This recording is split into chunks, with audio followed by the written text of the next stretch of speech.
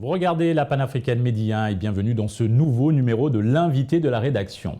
One Africa 4.0, souveraineté numérique, innovation et leadership féminin, bâtir un futur durable. C'est le thème retenu pour la nouvelle édition des Hackatalks, un événement panafricain majeur qui réunit à Dakar les acteurs de l'entrepreneuriat, de la technologie et de l'innovation. L'objectif, échanger sur les enjeux et défis majeurs du continent africain.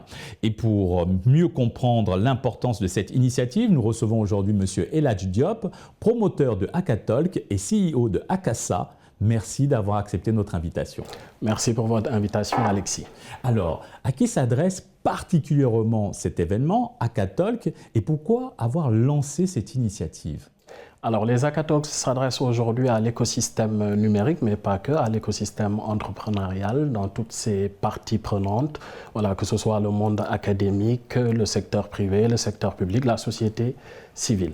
Alors, la jeunesse de ce projet-là, des Hackatalks, c'était d'abord pour créer cette passerelle justement entre ces différents acteurs, le secteur public, le secteur privé, la société civile, créer un format de retour d'expérience pour cette jeunesse africaine, voilà, pour pouvoir capitaliser sur des parcours inspirants sous forme de retour d'expérience justement.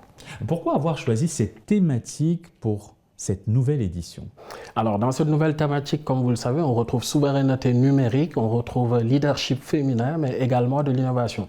Alors, si vous voulez, dans le parcours, c'est quelque chose qui est un dénominateur commun finalement, l'inclusivité, la partie durabilité. Voilà, ce sont des éléments qui reviennent et qui nous permettent aujourd'hui de vraiment répondre aux défis majeurs que se pose le continent aujourd'hui. En quoi être présent sur l'échiquier mondial, voilà, la place que doit occuper l'Afrique sur ces questions là, sur ce sujet-là, sont débattus justement durant ces Hackatalks. Quels sont les objectifs principaux des Hackatalks et que visez-vous concrètement pour cette édition? Très bien. Alors, très bonne question. Sur cette édition, donc je commence par la fin, on vise particulièrement à créer encore une fois ce cadre dynamique, cet écosystème-là, ce cadre d'échange qui permet des retours d'expérience sur des sujets d'actualité pour le Sénégal, mais pas que pour l'Afrique également. Voilà, avec différentes thématiques qui vont être à l'ordre du jour et dont certainement nous allons parler. Et puis dans cet objectif-là, justement, de permettre aux différents participants vraiment de capitaliser sur l'expérience des personnalités d'élite, des personnes inspirantes que nous convions à cette nouvelle édition 3 des Hackatalks. Monsieur Diop, pourquoi avoir placé le leadership féminin au centre des débats cette année? Alors, comme je disais tantôt, la question d'inclusivité va beaucoup revenir sur les 3 éditions, sur les 2 précédentes que nous avons faites et puis sur la 3e à venir. Donc, il était important pour nous, voilà, de représenter ce leadership féminin-là parce qu'aujourd'hui, quand on parle des questions d'innovation, quand on parle des questions de recherche, voilà, les femmes ont plein rôle à jouer, jouent bien leur participation qui est parfois douce, entre guillemets, et mérite vraiment d'être mise en avant. Donc, ces questions, comme je disais tantôt, d'innovation, d'inclusivité et de durabilité sont vraiment au cœur de ce que nous cherchons à promouvoir aujourd'hui là dans ce format des Hackatalks. Vous l'avez mentionné précédemment, plusieurs talks et panels sont annoncés. Sur quels sujets porteront ces échanges et pourquoi sont-ils si essentiels au-delà de la thématique centrale de cet événement? Tout à fait. Alors, les talks vont s'inscrire dans 5 axes principalement. Donc, on a un premier axe qui concerne le New Deal technologique du Sénégal. Et on l'a renforcé en disant New Deal technologique et industriel en fait. Parce que pour nous, la révolution industrielle va être également capitale dans ce que nous faisons aujourd'hui, particulièrement au Sénégal.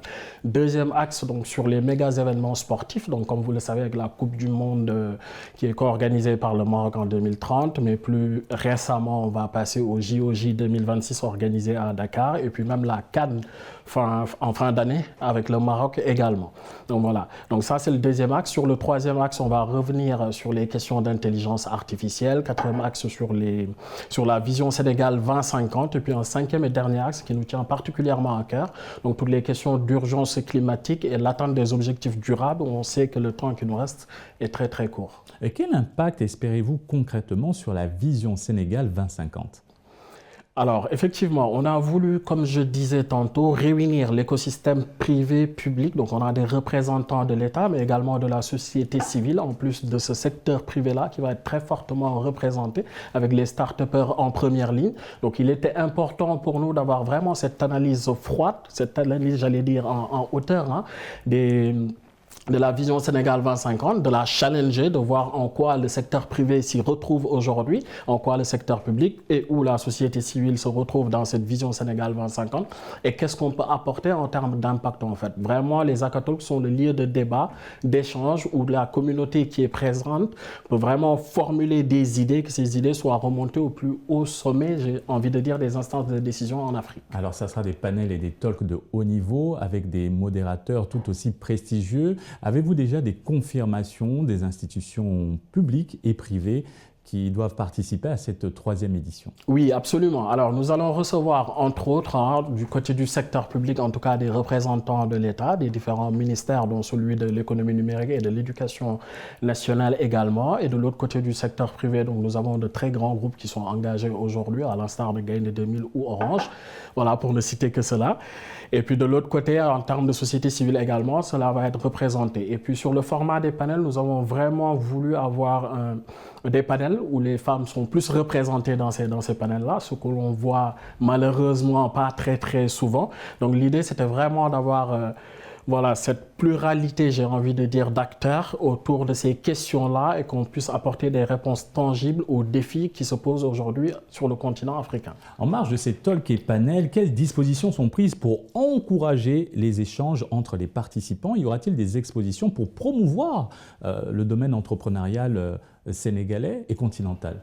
Très bien. Alors, sur le format, donc pour vous décliner très rapidement le programme, donc il y a une première partie qui effectivement correspond au Talks, qui est un format de retour d'expérience où ces sommités-là viennent partager avec les plus jeunes et les moins jeunes, bien entendu.